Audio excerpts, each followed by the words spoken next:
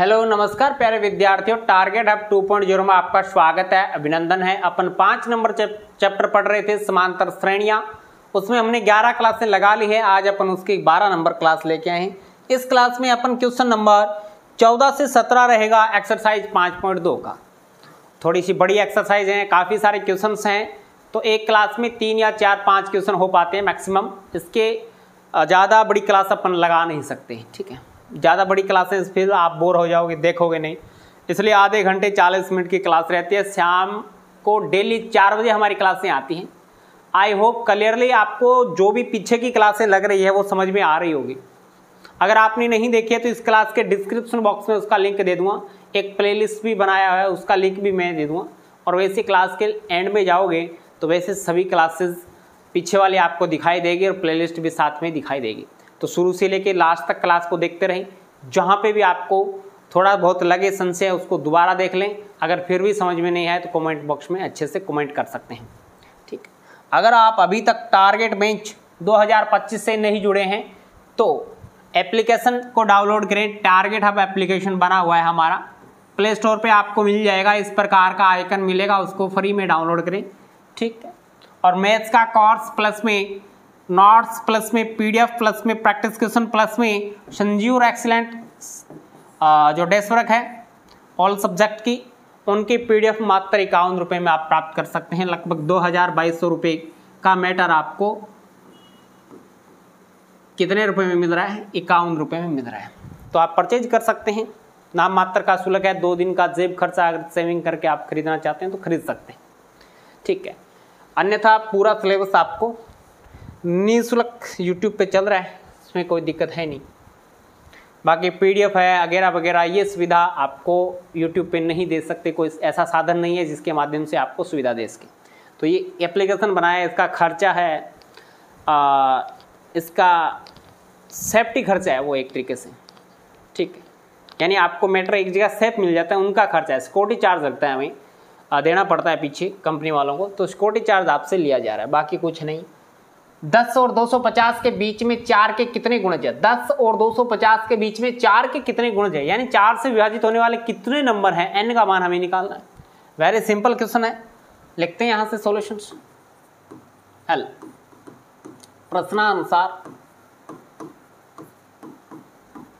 प्रश्नानुसार AP क्या बनेगी? प्रश्नानुसार AP बन जाएगी हमारे पास। तो 4 से विभाजित होने वाली 10 में नहीं जाता, 12 में जाएगा, 16 में जाएगा, 20 में जाएगा, 24 में जाएगा और 250 में तो नहीं जाएगा, लेकिन 248 में जाएगा। 248 में चला जाएगा, ठीक है। अब देखो A1 का मान कितना है? A1 का मान 12, A2 का मान 16 और अंतिम पद AN का मान 248। कितना है? 248। डी का मान कितना आएगा? A2 माइनस में A1, A2 का मान 16 माइनस में 12 बराबर कितना आएगा? 4 आएगा। हमें n का मान निकालना है। फॉर्मूला क्या होता है? AN is equal to A plus n minus 1 into D. AN का मान कितना है? 248 बराबर A का मान है 12 प्लस n का मान हमें ज्ञात करना है और D का मान कितना चल रहा है? 4 चल रहा है। 12 इधर जाके माइनस का बन जाएगा, तो 248 माइनस के 12 is equal to n minus 1 into D का मान 4 है। 248 में से 12 घटाएंगे तो 236 आएगा। 236 is equal to n minus 1 into D का मान है 4 इंटू डी का मान है 4। समझ रहे हैं? तो ये बन जाएगा आपके पास 4 भाग में चला जाएगा, तो 236 भाग में 4 बराबर ये आ जाएगा हमारे पास में n माइनस 1। 4 का भाग देंगे, 4 5 20 बच गया, 3 36, 4 नीम 36 is equal to n minus 1। तो n का मान कितना आएगा? 59 प्लस में 1, क्योंकि माइनस का 1 इधर जाके प्लस का बन जाएगा, तो n का मान आएगा 60। तो कितने पद होंगे? 60 होंगे क्या?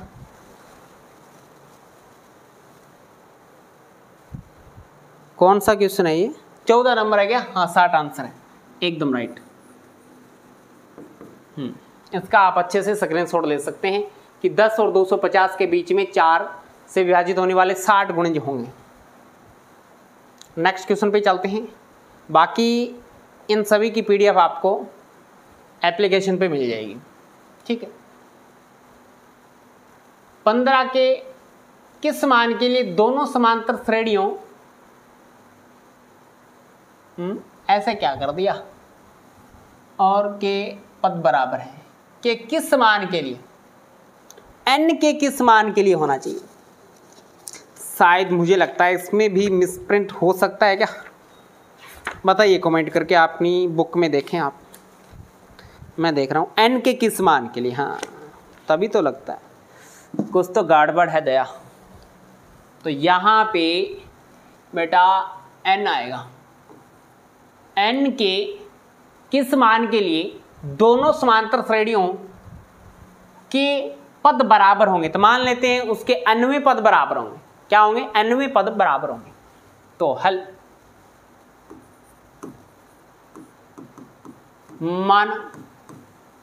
माना दी गई एपी के अन्वय पद बराबर होंगे। माना दी गई एपी के अन्वय पद बराबर होंगे। प्रथम एपी के लिए, प्रथम एपी का अन्वय पद बराबर दूसरी एपी का अन्वय पद। Is that clear? प्रथम एपी का अनुवा पद क्या हो जाएगा बताओ? प्रथम एपी का हमारे पास में a1 प्लस n माइनस में 1 इंटू d1 बराबर इसका हो जाएगा b1 प्लस n माइनस में 1 इंटू d2। अब a1 का मान और d1 का मान d2 का मान सारा निकालना पड़ेगा। हमें मान रख देते हैं, अपन यहाँ से निकाल लेते हैं। a1 का मान कितना है? 63 है। a2 का मान कितना है? 65 है। तो d1 का मान कितना हो जाएगा? 65 माइनस में 63 बराबर 2 आएगा, ठीक। इसी प्रकार से b1 का मान दूसरी एपी से 3 है। b2 का मान 10 है। तो d2 का मान क्या होगा? 10 माइनस में 3 बराबर 7 होगा। इसको मैं साइड में कर देता हूँ, इसको मैं उठा के साइड में ले जाता हूँ। आ गया ना सारा मीटर। और यहाँ पे मैं इसको थोड़ा छोटा भी कर देता हूँ। हाँ ये देखिएगा, ये मैंने साइड में लिख दिया। या इसको उठा लूँ क्या? 1 मिनट। क्या क्या कवर हो गया रे? अच्छा इसको थोड़ा छोटा कर देते हैं। छोटा हो जाए, छोटा हो जाए। ऊपर भाई साहब आएंगे।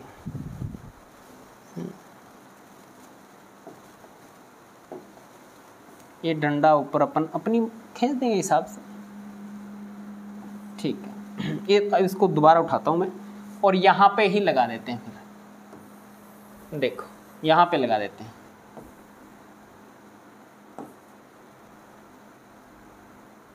ठीक है। ये सारे आंकड़े निकाल दिए, इसके अंदर मान रख दो बस। कितना आएगा? a1 का मान कितना है? 63 है। प्लस n का मान हमें निकालना है। d1 का मान कितना है? 2 है। इज इक्वल टू b1 का मान कितना है? 3। दूसरी एपी के लिए बेटा ये प्लस में n माइनस 1। d2 का मान कितना है? 7। तो गुणा कर देते हैं एक बार, क्या आता है? 63 प्लस 2n माइनस में 2 बराबर 3 प्लस 7 n माइनस में 7, 2n को इधर लेके आते हैं, बाकी मैटर को इधर ले आते हैं। लाइन खींच देता हूं यहां पे, देखो 63 माइनस में 2 61 हो जाएगा। 61 माइनस के 7 और प्लस के 3 माइनस के 4 इधर जाके प्लस के 4 बन जाएंगे। इज इक्वल टू यहाँ पे 7n है, ये 2n इधर आके माइनस के 2n हो जाएंगे। तो ये हो जाएगा 63 64 65 बराबर 7 5n आएगा। n का मान कितना आएगा, n इज इक्वल टू आएगा 65/5, यानी n का मान आएगा 13। तो कौन से पद बराबर होंगे, 13वें पद बराबर होंगे। जो आपको एपी दे रखी है उसके कौन से पद बराबर होंगे, 13वें पद बराबर होंगे।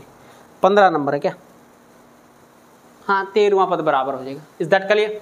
इसका आप अच्छे से स्क्रीनशॉट ले सकते हैं, सिंपल क्वेश्चन था। नेक्स्ट पे चलते हैं। नेक्स्ट है वह एपी ज्ञात कीजिए, वह एपी ज्ञात कीजिए जिसका तीसरा पद 16, 7वां पद 5वें पद से 12 अधिक है।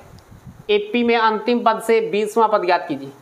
अरे 17 नंबर 7वें को छोड़ दिया। अरे अरे अरे क्या टाइप किया है, यहीं पे लगा दिया गया, आगे दे रखा है, हाँ आगे लिख रखा है, कोई बात नहीं, इसको यहाँ से हटा देंगे, ठीक है। यहीं तक पढ़ना बेटा, बाकी इरेज तो होगा नहीं, है इरेज नहीं होगा। इरेज नहीं होगा तो क्या करेंगे, इसका इस पर कांटा मार देंगे जी लगा के, हैं जी लगा के इस पर कांटा लगा देंगे। 17वां क्वेश्चन है, यहाँ पे नहीं देखना आपको, ठीक है। ये 16वां देखना है यहाँ तो, बस बात समझ गए। देखो हल 16 नंबर की बात कर रहे हैं। वह एपी ज्ञात करनी है जिसका तीसरा पद 16 है। A3 का मान कितना है, 16। 7वां पद 5वें पद से, 7वां पद 5वें पद से 12 अधिक है। तीसरे पद को क्या लिखेंगे बताओ, a प्लस में 2d लिखेंगे बराबर 16। समीकरण नंबर 1। A7 को क्या लिखेंगे बताओ, a प्लस में 6d लिखेंगे, माइनस में A5 को क्या लिखेंगे, a प्लस में 4d लिखेंगे बराबर 12। तो ये बन जाएगा a प्लस में 6d माइनस में a माइनस में 4d is equal to 12। Minus के 12 प्लस के 12 कट गए, 6d में से 4d घटाएंगे तो 2d बचेगा इज इक्वल टू 12। तो यहाँ से d का मान कितना आएगा, 12/2 यानी 6 आएगा। d का मान कितना आएगा, 6 आएगा। d का मान आपके पास 6 आएगा। तो एपी याद करनी है, d का मान आ गया, किसका मान निकाल दूं बताओ, जल्दी जल्दी बताओ आप कमेंट करके, किसका मान, a का मान निकाल दो सर जी। तो a का मान निकालेंगे तो देखो समीकरण नंबर 1 में रख देंगे, समीकरण नंबर 1 से, समीकरण 1 से a का मान, a बराबर आ जाएगा 16 माइनस में 2, d का मान कितना निकाला हमने, 6 प्लस के 6 निकाला है, 6 दूनी 12 हो जाएगी। तो a का मान कितना आएगा, 16 माइनस में 12, 16 माइनस में 12 यानी 4 ही आया। तो AP 2 जोड़ते जाएंगे, 6 जोड़ते जाएंगे, AP क्या बन जाएगी बताओ। पहला पद 4 है, दूसरा पद 4 और 6 10, फिर 6 जोड़ना है 16, फिर 6 जोड़ना है 22, फिर 6 जोड़ना है 28, ऐसे जो आएगा। तो AP क्या बन जाएगी, 4 10 16 22 28, ये AP बन जाएगी। A का मान पता है, D का मान पता है, तो 6 जोड़ते जाएंगे, D का मान प्लस के 6, इसका मतलब 6 हमें इंक्रीज करना है, जोड़ना है, प्लस करना है। इसका आप अच्छे से स्क्रीनशॉट ले सकते हैं। नेक्स्ट क्वेश्चन पे चलते हैं। नेक्स्ट क्वेश्चन आपको सामने 17 नंबर दिखाई दे रहा है।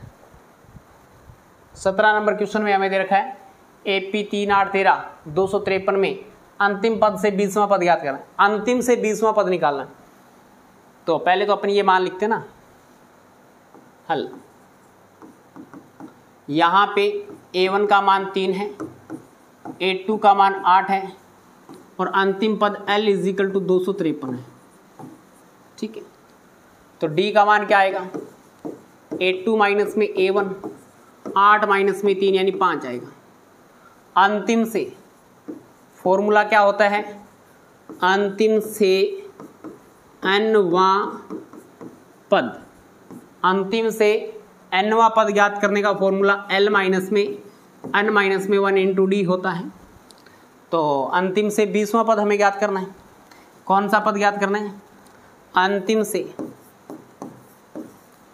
से 20वां पद बराबर क्या हो जाएगा, 253 माइनस में n का मान 20 माइनस 1 इंटू D का मान कितना चल रहा है, D का मान 5 चल रहा है। तो ये आ जाएगा हमारे पास में 253 माइनस में 20 माइनस 1, 19 गुणा 5, 19 5 95, तो 253 माइनस में 95 बराबर 13 में से 5 जाएंगे तो 8, इधर बच गया 4, 14 में से 9 जाएगा तो 5, 158 है क्या, 158 है क्या अंतिम से, हाँ 158। ये क्वेश्चन था, बस 2-3 लाइन का क्वेश्चन है, छोटा सा क्वेश्चन है, वेरी सिंपल क्वेश्चन है। तो ये हमारा 17वां क्वेश्चन भी इस क्लास का कंप्लीट हो गया है। ठीक है, छोटे छोटे क्वेश्चन थे, 1-2 तो वेरी सिंपल थे। आई होप क्लियरली आपको ये क्वेश्चन सारे के सारे समझ में आ गए होंगे। क्लास कैसी लगी कमेंट करके जरूर बताएंगे, अच्छी लगी तो लाइक और शेयर सभी विद्यार्थी करेंगे। अगर आपको PDF चाहिए तो प्ले स्टोर से टारगेट एप्लीकेशन को डाउनलोड करें और वहाँ से इनकी PDF आप प्राप्त करें। चलेगा, आज की क्लास में इतना ही, नेक्स्ट क्लास में मिलते हैं कुछ नए के साथ। जय हिंद, जय भारत।